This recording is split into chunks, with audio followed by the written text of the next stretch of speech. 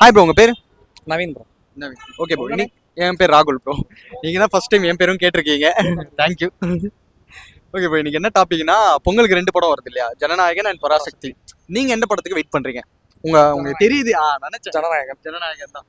எதனால? விஜயோட last movie. Okay, Vijay sir ஃபேனா? விஜய் சார் ஃபேன் வேற. லாஸ்ட் மூவிங்க.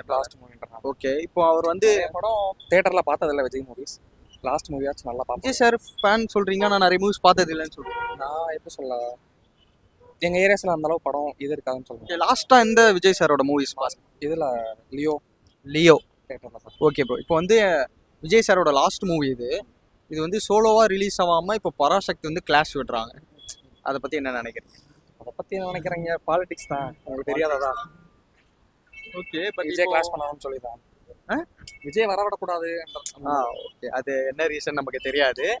ஆனா இப்போ நிறைய பேர் என்ன சொல்றாங்க அப்படின்னா, இப்போ விஜய் சாரோட இடத்த வந்து அடுத்து எஸ்கே தான் நிரப்ப போறாரு அப்படின்னு சொல்றாங்க. சான்ஸே இல்லை. துப்பாக்கியை கையில கொடுத்தாலும் வாய்ப்பு இல்லை. அவர் தானே துப்பாக்கியை கையில குத்தாரு. அதே தெரியாம கொடுத்துட்டாருன்னு வச்சுக்கோங்களேன். இப்போ அவருக்கு அகைன்ஸ்டாவே விடுறாரு. அகைன்ஸ்ட் அவர் என்ன செய்வாரு பாவம்? ஒரு ஆள் பிடிச்சு பொம்மை மாதிரி ஆட்டுறாங்க எஸ்கேவை. அவர் நடுவில் மாட்டிக்கிட்டாரு பாவம்.